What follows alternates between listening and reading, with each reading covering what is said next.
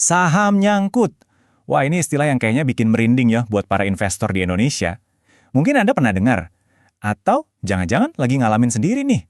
Nah, sebenarnya apa sih artinya? Dan separah apa sih situasinya kalau udah begini? Oke, kita bakal bedah tuntas. Dan kita mulai dari sebuah cerita nyata. Nah, ini dia. Pertanyaan ini tuh ngena banget kan? Ini persis inti kepanikan seorang investor. Bayangin deh, Anda punya aset, tapi pas mau dijual, nggak ada yang mau beli. Uangnya nggak bisa cair. Bener-bener kayak terjebak gitu. Ini nih yang namanya mimpi buruk likuiditas. Duh, frustrasi banget pasti rasanya. Oke, tapi pertanyaannya sekarang, apakah setiap saham yang harganya anjlok itu artinya nyangkut? Nah, ini dia nih yang sering bikin salah kaprah, terutama buat investor-investor baru.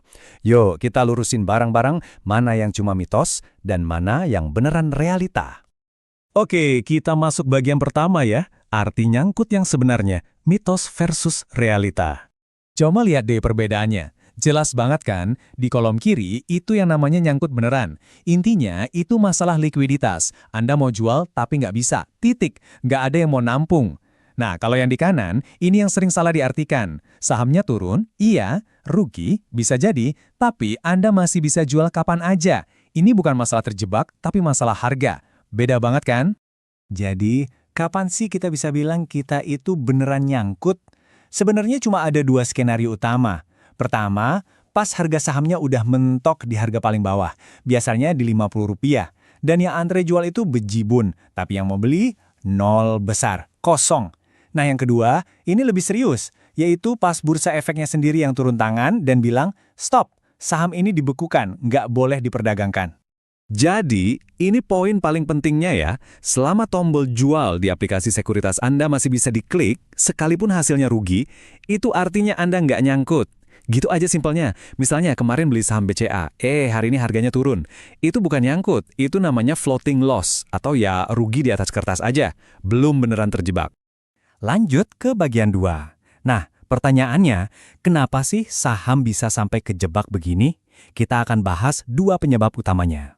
Penyebab pertama adalah karena harganya mentok di lantai. Coba deh bayangin, ada barang diobral, udah diskon gila-gilaan, sampai harganya paling murah, tapi tetap aja nggak ada yang mau beli. Nah, kira-kira begitulah nasib saham ini. Udah dihargain 50 perak per lembar pun, tetap aja dianggap nggak menarik sama sekali. Kita ambil contoh kasus saham kota deh, biar kebayang. Ini tuh prosesnya kayak efek domino yang nggak berhenti-berhenti. Pertama, kinerja perusahaannya jelek, rugi terus. Akibatnya, investor jadi nggak percaya lagi dong. Mereka panik dan jual rame-rame. Harga sahamnya langsung anjlok, terjun bebas dari Rp780 sampai mentok di Rp50. Dan akhirnya, ya gitu, yang mau jual banyak banget, yang mau beli nggak ada sama sekali. Nah, penyebab kedua ini levelnya beda, lebih serius.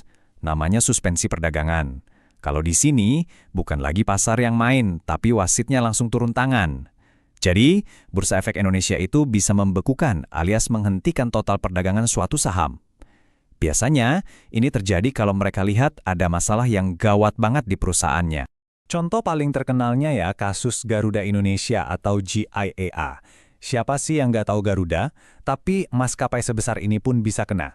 Gara-garanya masalah keuangan yang super parah, terutama soal utang yang nggak bisa dibayar. Akhirnya, bursa terpaksa menyetop perdagangannya. Bayangin aja, investor yang pegang saham GIAA itu benar-benar nggak bisa ngapa-ngapain. Uang mereka kayak dikunci, digembok, selama lebih dari 1,5 tahun. Oke, kita masuk bagian ketiga. Setelah tahu masalahnya, sekarang pertanyaannya, gimana cara keluarnya? Apa yang bisa kita lakukan kalau, amit-amit, kita ada di salah satu situasi ini? Yuk kita bahas strateginya. Nah, strategi Anda itu beda-beda, tergantung situasinya apa. Pertama, kalau saham Anda udah mentok di harga gocapan alias Rp50, ya. Mau nggak mau, satu-satunya cara adalah pasang antrian jual setiap pagi. Sambil berharap ada keajaiban, ada yang mau beli. Kalau sahamnya kena suspensi, ini saatnya Anda jadi detektif. Riset lagi fundamental perusahaannya, cari tahu beritanya. Baru deh putuskan mau diapain pas perdagangannya dibuka lagi. Tapi kalau kasusnya cuma saham bagus yang lagi turun sementara, nah, ini strateginya justru kebalik. Bukan panik jual, tapi perpanjang horizon investasi Anda. Biar ada sedikit harapan nih, sebenarnya bangkit dari harga Rp50 itu bukan hal yang mustahil, walaupun jarang banget. Contohnya ada, saham Bumi dulu pernah ngalamin. Tapi saya harus tekanin ya, kasus kayak gini tuh super langka. Kebanyakan saham yang udah nyentuh harga segitu, ya bakal diam di sana untuk waktu yang lama banget. Oke, Kita sampai di bagian terakhir dan mungkin yang paling penting. Bagian 4, tentang pola pikir seorang investor. Ini soal gimana kita mengubah cara pandang kita terhadap masalah ini. Biar gampang, kita pakai contoh perusahaan yang semua orang tahu kualitasnya. Bank BCA. Fundamentalnya kuat banget kan? Tapi kita lihat deh, bahkan perusahaan sesolid ini pun nggak kebal sama yang namanya gejolak pasar. Ingat nggak awal-awal pandemi tahun 2020? Cuma dalam waktu 2 bulan, harga saham Bank BCA itu anjlok sampai minus 30%. Bayangin, minus 30% itu dalam banget penurunannya. Nah, ini dia pertanyaan kuncinya. Coba bayangin, Anda beli saham BCA pas sebelum anjlok. Terus tiba-tiba lihat portofolio Anda merah minus 30%. Pasti rasanya panik banget kan? Rasanya kayak, wah gue nyangkut di pucuk nih. Tapi, beneran gitu nggak sih? Sekarang coba kita lihat perjalanannya. Dari harga sebelum pandemi, dia anjlok dalam banget. Terus apa yang terjadi selanjutnya? Ternyata gak cuma balik modal, harganya malah terbang lebih tinggi dari sebelumnya. Ini bukti nyata kalau perusahaannya bagus dan sehat, penurunan harga itu sering cuma sementara. Cuma ria kecil dalam jangka panjang. Dan ini dia kesimpulan paling pentingnya. Percaya deh, dalam jangka panjang, harga saham itu pasti akan ngikutin kinerja perusahaannya. Kalau bisnisnya bagus, terus bertumbuh, terus cetak untung, ya harga sahamnya cepat atau lambat pasti akan naik juga. Kuncinya cuma satu, waktu. Jadi kalau kita pikir-pikir lagi, ini mengubah total cara kita memandang kata nyangkut.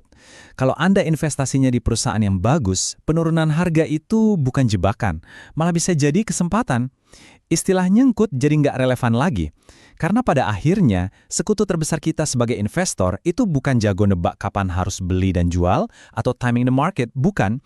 Sekutu terbesar kita itu adalah time in the market, waktu yang kita berikan pada investasi kita untuk bertumbuh. Nah, inilah yang membedakan investor sejati dengan mereka yang cuma untung-untungan.